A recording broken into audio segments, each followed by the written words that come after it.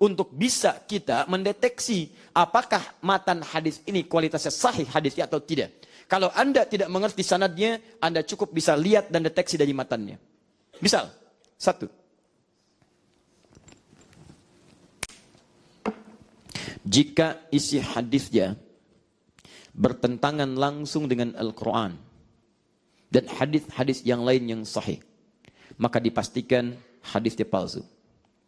Saya ulang, kaidah pertama. Jika Anda menemukan kalimat bertentangan langsung dengan Al-Quran, satu, atau bahkan dengan hadis-hadis lain yang sahih, maka dipastikan hadisnya adalah palsu. Jelas? Misal, ada pernyataan begini, setiap hamba yang ibadahnya sudah mencapai puncaknya dan bening hatinya, wasafa qalbuhu, maka baginya tidak berlaku lagi amalan-amalan seperti salat. Misal, jelas ya? Padahal dalam Quran ada perintah, aqimu salat, tunaikan salat. Nabi orang paling soleh, masih salat. Tiba-tiba orang itu menyampaikan kalimat demikian. Maka bisa dipastikan kalimatnya palsu kalau disandarkan pada Nabi SAW. Contoh, sampai jadi aliran, ada hati-hati sampai jadi aliran. Anda buka kitabnya Syekh Muhammad Hashim bin Ash'ari, Hadratus Syekh, pendiri Nahdlatul Ulama, tanggal 31 Januari 1926. Saya sering katakan beliau menulis 19 kitab. Kitab keduanya Risalah Ahlus Sunnah wal Jamaah. Ketika beliau menyantumkan dalam kitabnya, Anda buka misalnya di halaman ke-11 itu, paling kiri sebelah bawah. Ketika beliau sebutkan ada aliran-aliran tersebar di Jawa. Apa aliran itu? Al-Abahiyun. Siapa Abahiyun itu? Punya kesimpulan. Apa kesimpulannya? Dia katakan setiap orang berzikir kepada Allah dengan ibadah sampai merasa bening hatinya, wasafa qalbuhu. Ya, wasafa qalbu, dia merasa bening hati dan merasa beriman pada Allah, meninggalkan kekufuran, maka berlaku baginya satu ketentuan, tidak perlu mengerjakan amalan-amalan. Al-ma'mur bil ma'ruf, al-amr cukup ditinggalkan, mengerjakan nahi pun itu tidak dihukum. Keluar kaidah. Jadi kalau Anda menemukan orang ini misalnya, maaf, dia tidak sholat, sudah, karena dia menyimpulkan sudah dekat dengan Allah, sudah bersih. Ya, hasil sholat tercapai. Apa hasil sholat? Tanha anil fahsya'i wal munkar. Mencegah perbuatan keji dan mungkar. Kalau saya sudah tidak mengerjakan perbuatan keji dan mungkar, nggak usah sholat lagi. Logis tidak? Tujuan sholat mencegah perbuatan keji dan mungkar. Sekarang ada orang sudah terbebas dari keji dan mungkar. Dia nggak perlu sholat lagi. Logis tidak? Orang yang tidak belajar hukum fikih mengatakan logis. Orang yang belajar fikih mengatakan tidak logis. Karena meninggalkan sholat termasuk perbuatan mungkar. Meninggalkan sholat termasuk perbuatan mungkar. Orang ini mengatakan gak perlu sholat lagi. Dan dia mengatakan, lihat kalimatnya, abahiyun, boleh-boleh saja tidak sholat. Yang penting akhlaknya baik. Yang penting dalam batin sholat. Maka dikenallah dengan aliran kebatinan. Sholatnya dalam batin. Zikirnya di batin. Yang penting akhlaknya baik. Itu udah ada. Beliau hukum itu dhalalah, itu sesat. Bisa menghantarkan kepada kufur. Jadi kalau Anda awas ya, datang pada satu tempat, satu aliran, Anda melihat misalnya bajunya bagus, ya kelihatan bagus, jenggotnya seperti panjang, dahinya hitam, jubahnya luar biasa panjang, bahkan melebihi Batman misalnya gitu kan, dipakai oleh dia. Tiba-tiba Anda datang waktu sholat, Anda lihat dia tidak sholat. Pak Kiai, kok belum sholat? Dia jawab, ade masih latihan. Kalau Pak Kiai, rohnya sedang sholat, cuman jasadnya masih di sini. Pak Kiai sesat. Tinggalkan. Ada. Jadi kalau ada kaidah demikian, tinggalkan. Siapa yang datang ke kuburan ini, lalu dia melaksanakan di sini bacaan-bacaan zikir demikian, maka akan terbebas dari neraka jahanam. Misal. Ya, siapa yang datang kemudian ke satu batu tertentu, kemudian dia memohon kepada batu itu untuk diberikan kemuliaan, maka akan dikabulkan kemudian seperti Nabi memberikan gambaran Hajar Aswad. Palsu. Karena Quran melarang kemusyrikan. Paham? Palsu karena bertentangan keterangan Nabi SAW. Paham sampai sini? Jadi kalau ada yang bertentangan dengan Al-Quran dan hadis sekaligus, maka pastikan itu palsu. Kedua, jika ada Anda mendengar hadis, pahalanya begitu banyak dari amalan yang ringan. Ringan amalan, tapi pahala seperti tidak logis, banyak terkumpul.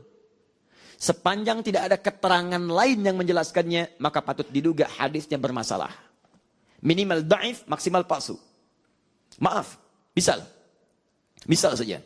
Amalan yang ringan-ringan, tiba-tiba pahala bisa masuk dengan tingginya.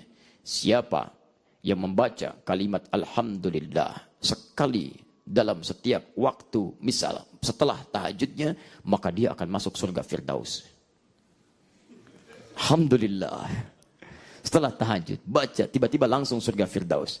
Dan dihilangkan semua dosa-dosanya. Misal, ya, amalan kelihatan ringan. Ringan tapi pahalanya nggak logis. Maka yang seperti itu adalah pastikan, oh ini bermasalah. Ini masalah.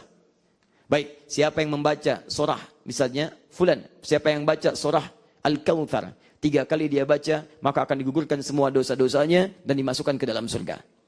Baca 3 kali, gugur semua dosa, tanpa proses tobat, tanpa segalanya. Maka yang seperti ini kita bisa simpulkan, oh ini hadis bermasalah.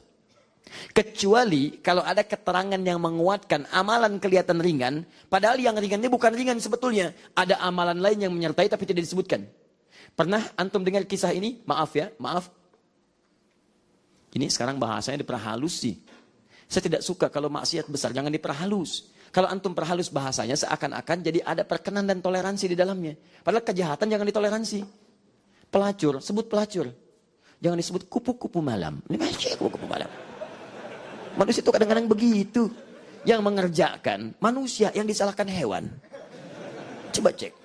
Yang korupsi manusia, yang disalahkan tikus. Yang keliaran laki-laki, yang disalahkan kelinci. Kadang-kadang buaya. Air mata buaya, padahal buaya nggak begitu. Yang masalah orang lain disalahkan kambing hitam, itu kambing hitam tuh. Karena nggak adil teman-teman sekalian. Maaf, perempuan yang salah sebut. Kalau dia cari keluar dari ketentuan yang baik sebut pelacur. Homo, jangan diturunkan pada status kalimat yang indah. LGBT, homo. Udah selesai. Sebut homo, udah homo. Udah selesai. Turunkan statusnya, begitu disebut sudah. Koruptor, maling. Udah selesai, maling kamu, maling berdasi, selesai. Sebut maling. Begitu disebut dengan kalimat yang kasar, dia nggak mau ikut. Dulu begitu, cuma diperhalus, kupu-kupu malam, kupu-kupu malam. Muncul kadang-kadang, jadi ada kebanggaan akhirnya. Saya kupu-kupu, nggak tepat. Ada teman kami itu ngasih pencerahan. Dulu Doli, sekarang udah ditutup. Alhamdulillah. Doli, masuk hadir di situ ngasih pencerahan, bagus. Sampai terharu itu kan berubah. Cuman kalau maksiat sudah kebanyakan, berubah tidak mudah. Menangis. Ustaz, terima kasih Ustaz telah memberikan pencerahan pada saya. Ada getaran dalam jiwa saya, ya Allah. Terima kasih Ustaz. Untuk Ustaz, saya kasih diskon 50%.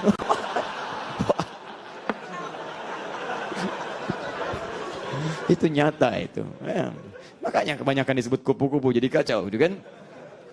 Tayyib.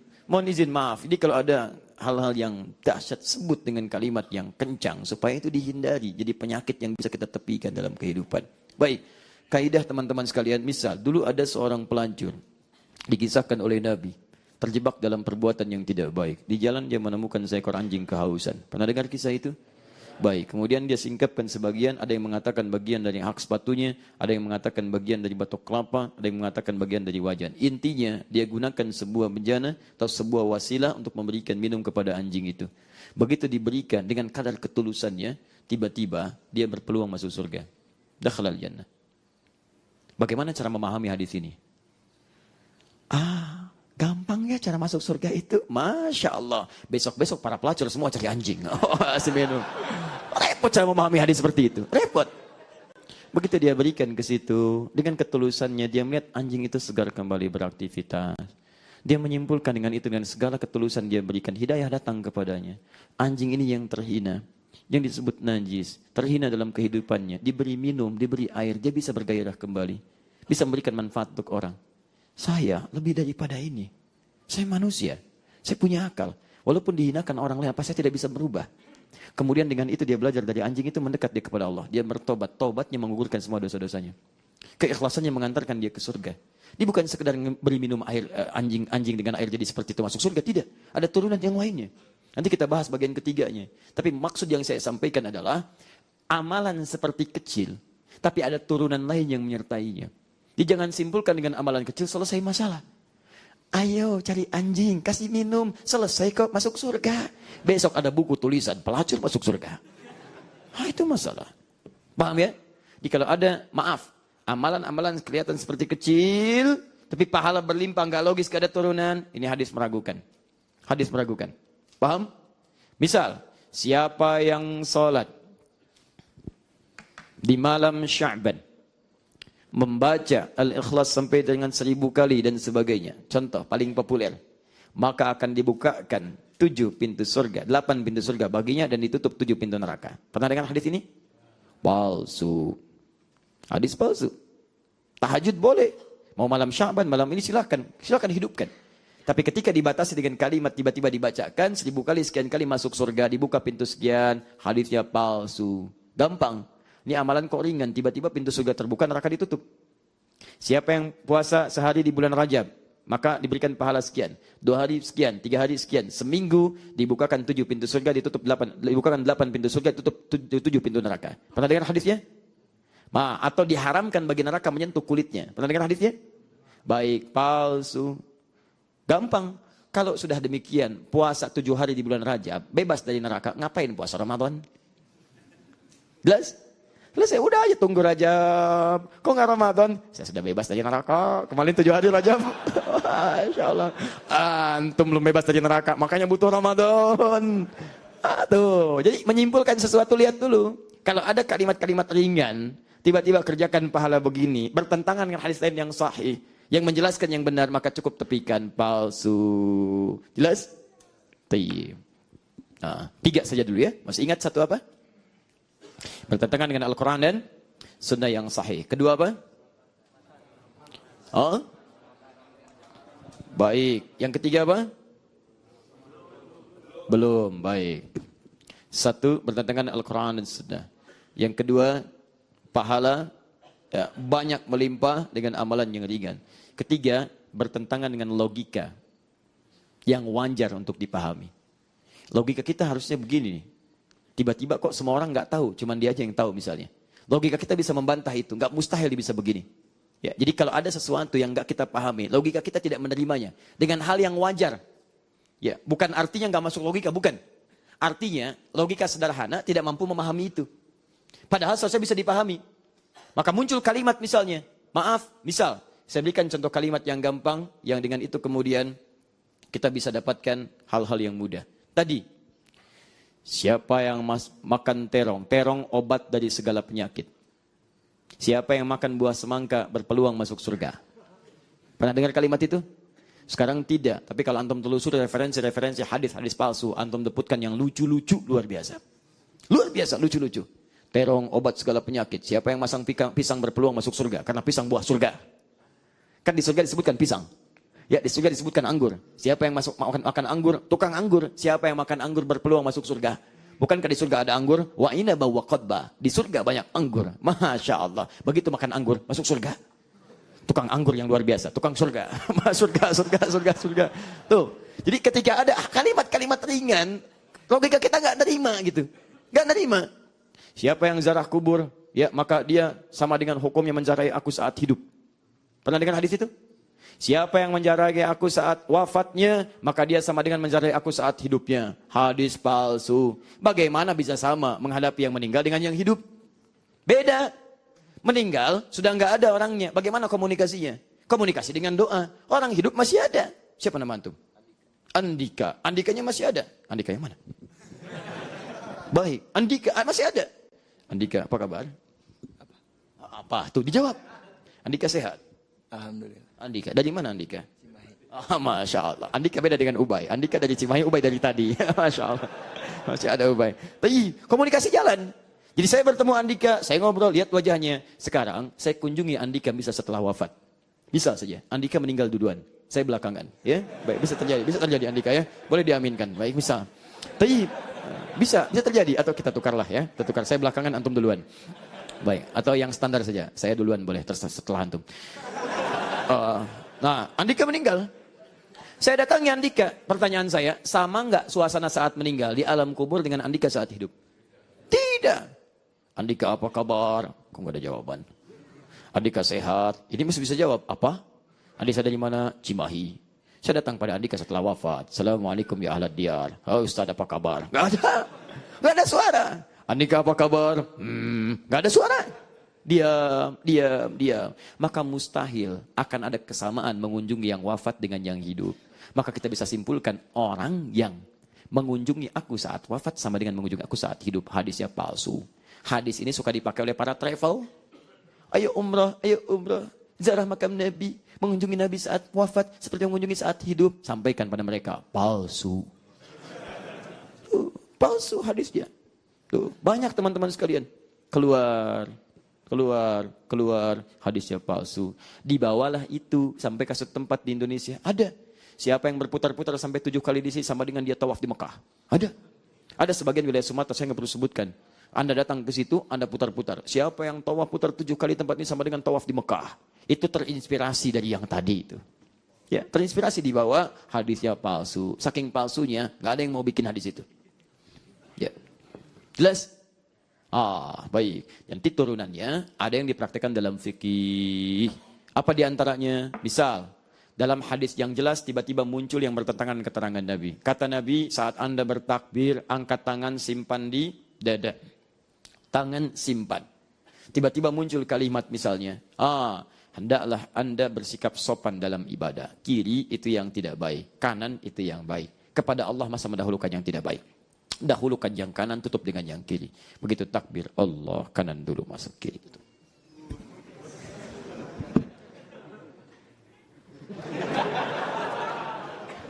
Kadang-kadang kaki naik dikit. Itu saya tidak bermaksud menyalahkan, tapi saya mencari Pak, ya koleksi-koleksi hadis, saya nggak menemukan. Bahkan saking palsunya ini, di kitab hadis palsu pun tidak ditemukan. Pemalsu hadis tidak tertarik memasukkan hadis ini saking palsunya. Ya, jadi kalau sudah ada yang jelas ketentuan, antum nggak usah bikin yang lain. Ini yang paling hebat ini, hadis palsunya nggak ada, dia bikin gerakan sendiri. Baik ya, sama dengan salam. Assalamualaikum warahmatullah. Assalamualaikum warahmatullah. Nabi yang paling soleh, yang gerak cuma wajahnya. Masya Allah, ada yang bukan Nabi, gerak dengan tangannya. Assalamualaikum warahmatullah. Assalamualaikum warahmatullah. Misal, itu mohon maaf, saya coba mencari hadisnya. Sampai yang palsu, nggak ketemu. Sampai yang palsu. Ini kita bahas, baru hadis palsu. Kaidahnya begini, yang ini nggak usah pakai hadis. Nggak usah pakai hadis. Jadi kalau ada yang sahih sudah menjelaskan, tiba-tiba muncul, tidak ditemukan, itu pasti bertentangan dengan yang sahih. Paham ya? Wah nanti banyak deh, ada gerakan-gerakan, kita ambil contoh-contoh. Contohnya demikian. Ya. Gitu kan? Baik. Andika. Ya. Masih kangen? Ya, alhamdulillah ya. Baik. Baik ya. Ada Andika kangen band, ada Andika kangen hadis. Ya. Bismillah. Sehat? Dari mana? Dari tadi. Bismillah. Terakhir.